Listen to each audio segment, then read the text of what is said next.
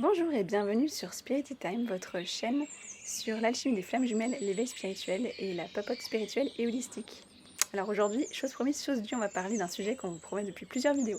On va vous parler des limites sur le parcours de flammes jumelles, de l'acceptation inconditionnelle. Quelle est la différence et comment on peut voir la différence.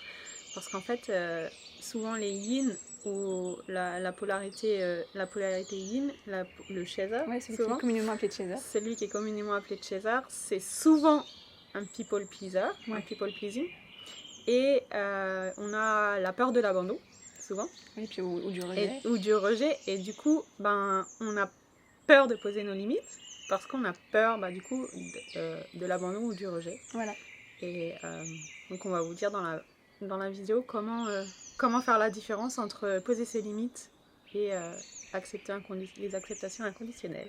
Parce que quand on parle d'acceptation, c'était ce qu'on disait dans une vidéo précédente, quand on ne doit pas juger quand le runner fait ses retours, la manière dont il revient.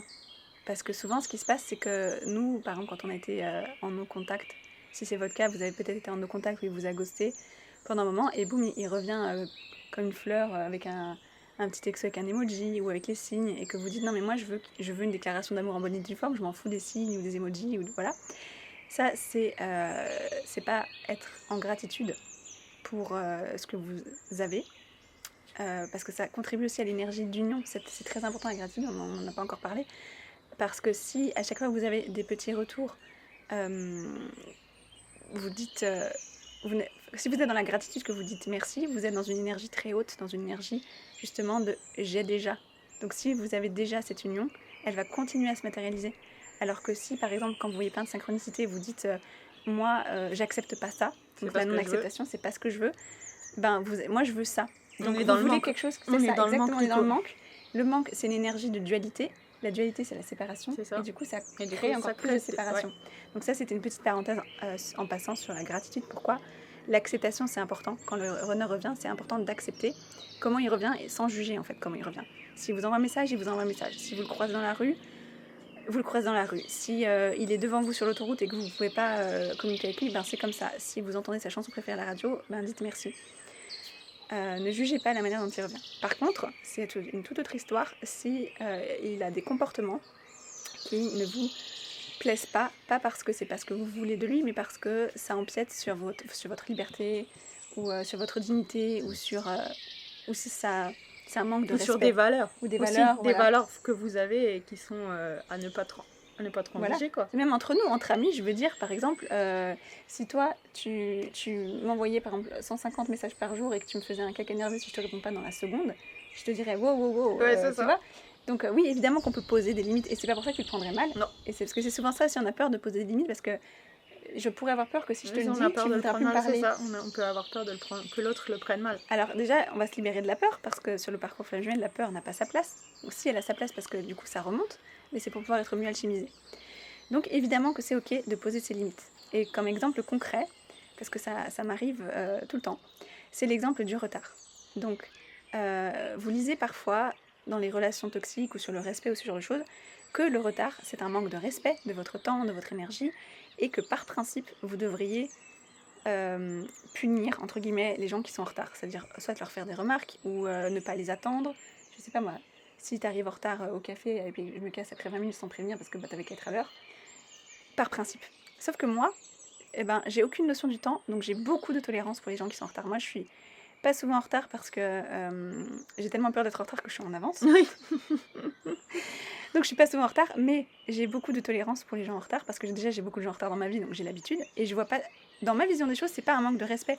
Ça peut être dû à de la neuroatypie parce que moi j'ai un TDAH et c'est souvent on n'a pas la notion du temps, donc c'est pas grave. Enfin c'est normal d'être en retard. Limite c'est construit dans notre cerveau le retard. Ça peut être aussi des gens très occupés qui disent tiens je vais faire tourner une dernière machine. Enfin il y a souvent des bonnes raisons au retard. Pareil, si c'était les embouteillages, je voudrais pas que mes amis partent 1h30 plutôt de chez eux pour être sûr d'être à l'heure. C'est pas grave si ce sont les embouteillages, je vais pas mourir. En plus, j'adore lire, donc j'ai toujours un livre sur moi. Donc ça me gêne absolument pas d'attendre. D'autant que quand j'ai vraiment un truc important, par exemple, un jour j'attendais ma flamme jumelle, il devait passer la soirée chez moi, et il m'avait dit qu'il serait là à une telle heure, mais moi je devais sortir le chien, donc je l'attendais pour sortir le chien. J'ai attendu un peu, Et après, le chien voulait sortir. J'ai pas fait de caca nerveux, je lui ai juste écrit un texto en mode écoute, je dois sortir le chien, il peut plus attendre, ciao, à plus. Et du coup, il a attendu dans sa voiture que je rentre. Et tu le fais avec moi aussi. Et je le fais avec toi. Ça m'arrive des fois, quand je viens de te voir, tu me dis écoute, si tu viens avant tout à l'heure, c'est ok, après, c'est trop tard. Voilà, enfin, c'est pas trop tard, mais. Non, mais si t'es en retard, toi, tu le sais, du coup, ça te gêne pas d'attendre. Voilà. Donc, pour moi, je vais pas en faire une question de principe, parce que ça me dérange pas personnellement, que ce soit avec ma flamme jumelle ou que ce soit avec mes amis. Et là où c'est pas que je punis les gens, c'est que par contre, je pose ma limite, c'est que si j'ai vraiment un truc à faire, je vais pas faire souffrir mon chien pour faire plaisir à ma flamme jumelle pour pas qu'il ait à attendre dans sa voiture. Tant pis, il le savait, c'est ok. Et pour lui, c'était ok, il a pas grogné, il m'a pas fait la remarque, il y avait aucun malaise. Par contre, une limite qui pour moi, ce que j'appelle une limite dure, que là, c'est vraiment pour moi une question de principe, c'est l'alcool. J'ai eu des très mauvaises expériences à plusieurs reprises avec des hommes qui ont trop bu dans mon enfance et plus tard aussi dans ma vie amoureuse. Donc, flamme jumelle ou pas flamme jumelle, si t'as un verre dans le nez et que t'essaies de m'approcher, c'est non, niette, casse-toi, je te chasse de chez moi, tu peux dormir sur le canapé, tu me parles pas, enfin voilà, vous avez compris l'idée. Et ça, je lui ai dit à ma flamme jumelle, il est ok avec ça, il peut faire la fête avec ses copains, mais il sait qu'il faut pas qu'il m'approche. Et ça va même assez loin, si je le voyais pas pendant 3 ans et qu'un jour je le vois par hasard en soirée et qu'il est complètement torché, je vais pas le laisser m'approcher, même si j'en meurs d'envie. Il reviendra quand il sera sobre. On pourra discuter quand il sera sobre. Je vais pas me jeter à son cou en mode oh mon dieu, enfin il est là. Non, c'est vraiment, c'est un no way, c'est niette, nada. Par contre, ce qui est rigolo, c'est que notre flamme jumelle aussi, elle peut nous rendre plus souples sur certaines questions de principe. Peut-être un exemple. Oui, moi, déjà, on a tendance à accepter plus de notre flamme jumelle que d'autres. Donc là, interrogez-vous, est-ce que c'est légitime ou pas ? C'est ça, est-ce que c'est légitime ou pas et comment vous vivez la chose en fait. Oui. Comment vous vous sentez avec cette chose-là. Et moi, il y a un truc que j'aurais accepté d'aucun autre homme dans ma vie, c'est le fait que la personne fume.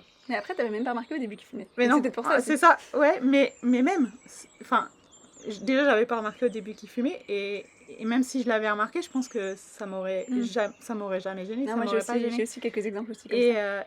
Et du coup, là, je me suis rendu compte que là, je suis devenue plus tolérante parce que c'est pas une limite dure pour moi, en fait. Oui. Alors que, avant, c'était une limite dure et je l'accepte pas juste parce que pour faire plaisir à ma flamme jumelle ou comme ça, par contre, on va faire un scénario catastrophe. Si demain t'es plus avec ta flamme jumelle et que tu rencontres quelqu'un qui te plaît et qui fume. Honnêtement, je sais pas comment je réagirais. Ouais. Donc, est-ce que tu penses que tu sais pas si ça assouplit si c'est juste parce que c'est lui ou si ça a vraiment assoupli ton point de vue? Je sais pas. Franchement, je sais pas. Bon, largue ta flamme jumelle et... on va tester. Mais ouais, donc ça, là, je suis devenue plus tolérante, effectivement. Mais c'est vrai que je sais pas, en fait. Si... Mais ouais, c'est une bonne question. Et donc, comment on fait pour savoir si c'est une limite dure ou pas? Un bon baromètre, je trouve, c'est de voir est-ce que vous accepteriez ce comportement de quelqu'un d'autre ou pas. Et j'avais un exemple aussi, une fois, on s'était vu par hasard en ville et il m'avait dit « il faut trop qu'on se voit ce soir » et j'avais dit « ok, pas de souci ». Et sauf qu'arrivé le soir, il me donnait pas trop de nouvelles et puis moi j'étais fatiguée, j'avais envie d'être au calme, même si j'avais envie de le voir, je lui ai envoyé un texto en disant « écoute, ne viens pas, j'ai besoin de me reposer ce soir ». Et ça, c'est le moment où j'ai remarqué vraiment, oh mon Dieu, comment j'ai shifté le chemin que j'ai parcouru. Parce que quand on est dans des énergies de junkie, d'addict, mal à la tête ou pas mal à la tête, malade ou pas malade, je me rappelle au début, dans la phase de lune de miel, malade ou pas malade, que ce soit lui ou moi, on se voyait en fait, on s'en foutait. On avait beau être au fond de notre lit, on voulait se voir. Même que ça m'aurait fait beaucoup plus de bien de ne pas le voir, je le voyais quand même. Et lui, c'était pareil. Parce qu'ils sont aussi addicts à nous au début. Ouais. Et après, nous, on devient addicts à eux, et eux, ils deviennent addicts à autre chose. Mais du coup, c'est comme ça que j'ai vu que j'avais shifté, parce que justement, j'étais pas bien, mais sans plus. J'aurais pu avoir de la visite, j'y aurais pu venir. Mais j'ai préféré. Et là, franchement, si vous m'aviez dit ça il y a un moment, dans la phase addict, justement, qu'un jour, je dirais non à ma flamme jumelle, parce que je préfère scroller sur mon canapé en pyjama que de le voir, j'aurais dit, oula, genre, jamais de la vie. Jamais de la vie. Jamais. Bonne nouvelle, si ça vous arrive, félicitations, sortez les cotillons et les serpentins. Ça veut dire que vous avez fait du shift, ça veut dire que vous mettez vos propres besoins en première ligne. Et vos propres besoins fondamentaux, et pas ce que Napoléon aimerait bien. C'est ça. Donc, c'est là que... Et c'est vraiment... Je me suis vraiment concrètement posé la question. Je me suis dit, si c'était Virginie qui disait, écoute, je peux passer ce soir, je t'aurais dit non. Ouais. Donc je me dis, si je dis non à Virginie, il faut que je dise non à mon miroir aussi. Et là, je me suis dit, waouh, j'ai progressé. Et t'as réussi à le faire en plus. En plus, C'est pas, oui. que tu t'es dit. Oui, je l'ai fait. Et tu l'as après, fait. j'ai envoyé le message et puis j'ai fait ma vie et j'ai plus pensé. J'étais pas après, j'ai pas remplacé.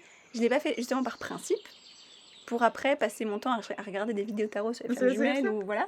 Non, j'ai vraiment. Je sais plus trop ce que j'ai fait. Je crois j'ai scrollé sur les réseaux sociaux, j'ai câliné mon petit chien et puis je me couchais pas trop tard avec ma petite bouillotte, c'était en hiver. Et voilà. Donc ça peut être vraiment un bon indicateur pour savoir est-ce que c'est une limite ou est-ce que c'est Napoléon qui n'est pas content de ce que vous avez. C'est est-ce que je mettrais cette limite à quelqu'un d'autre aussi, à quelqu'un de proche que j'aime profondément. Et moi, ce que j'ai vu il n'y a pas très longtemps, c'est qu'il y avait un événement important pour moi qui allait arriver. Et ma personne... Ah, tu veux dire là où tu as vu que tu avais shifté aussi? C'est ça, ouais. J'ai vu que j'ai shifté aussi parce que mon autre n'est pas venu ou n'a pas pu venir. On n'a pas fait aussi beaucoup d'efforts pour... Ouais, enfin, ça, je sais pas. Enfin, oui. c'est...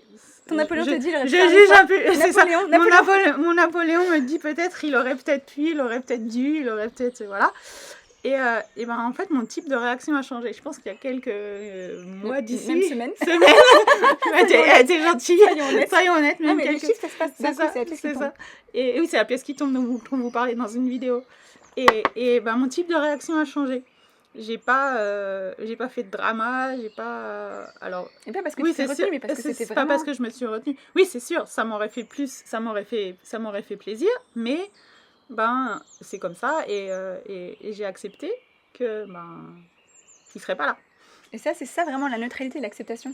Et au fond, je me suis rendu compte que j'en avais pas besoin, ça m'aurait fait plaisir, oui, mais ben, c'est comme ça. Voilà, et du coup, t'as enfin. Et c'est pas parce que je m'en fous. Voilà. Maintenant, tu comprends. Avant que je te racontais ça, tu disais non, mais elle est malade. C'est ça. Oui, c'est ça. Mais maintenant, tu comprends. Mais oui. Maintenant, alors, pas toujours, pas à chaque fois. Pas toujours, pas à chaque fois, mais là-dessus, j'ai compris. Non, mais donc, du coup, parce que des fois, on voit des commentaires passer, et c'est très bien parce que nous aussi, on est passé par là. On juge pas du tout. C'est un processus en fait. Quand on voit les commentaires en disant, alors, à quoi ça sert? Parce que genre, si on s'en fout, à quoi ça sert? Ben, un jour, vous allez comprendre. Ouais. Parce que t'as compris. J'ai compris, je pense. Pas tout de suite, mais... Ouais. J'espère que c'est... Maintenant que j'ai compris, j'ai compris. Oui, mais en général, c'est comme ça. En général, quand on a compris, on a compris. Verra. Et après, du coup, on a encore des petites vagues du tsunami qui viennent retester si on a vraiment compris. Si on a vraiment compris. Mais voilà, c'est comme ça qu'on peut savoir aussi si on a shifté. Donc, si vous êtes capable de poser des limites à votre flamme jumelle sans en souffrir, si vous mettez votre bien-être émotionnel, votre paix ou votre intention au-dessus de l'envie de passer physiquement du temps avec votre flamme jumelle, comment dire, au-dessus de l'envie de ramasser des miettes finalement. Oui. Bah oui. C'est ça, oui. C'est aussi un manque de confiance finalement. Oui. On préfère avoir des miettes parce qu'on sait pas. C'est-à-dire on prend ça parce qu'on sait pas ce qu'on va avoir. Voilà. C'est comme, je sais pas, moi j'ai entendu parler de quelqu'un qui a pas fait une rando dans la montagne parce qu'il n'y aurait pas de réseau parce qu'il aurait pu rater une story. Ouais. Voilà. Bah non, si vous allez faire votre rando dans la montagne et que vous en fichez si vous ratez des stories de votre flamme jumelle ou pas, ne prenez pas les miettes. Et vous aurez plus. Quand vous refusez les miettes, l'univers vous prépare un festin. C'est ça. Et comment pousser l'univers à préparer un festin? C'est en posant vos limites et en vous mettant toujours en premier. Et pas les poser par principe, mais les poser... Parce que quand on les pose par principe, ça devient une lutte de pouvoir. Et le pouvoir, c'est Napoléon. C'est ça. Donc voilà, c'est encore une fois un baromètre. Donc faites-nous savoir en commentaire, c'est quoi pour vous vos limites? Qu'est-ce que vous n'accepteriez de personne d'autre? Comme ça pourrait aussi inspirer les autres ou aussi nous voir à quel point on est tous différents. Parce qu'il y a des choses que j'accepte que toi tu n'accepterais pas, vice-versa. Ouais. Donc ça pourrait être intéressant à voir. Faites-nous savoir si vous avez des limites dures ou si il y a des choses où vous êtes devenue plus tolérante ou s'il y a des choses que vous acceptez peut-être maintenant de votre flamme jumelle que vous n'acceptez de personne d'autre. Parce que c'est lui ou parce que c'est elle. Faites-nous savoir et puis abonnez-vous pour encore plus de contenu décalé sur les flammes jumelles. Ouais, à bientôt. À une prochaine fois.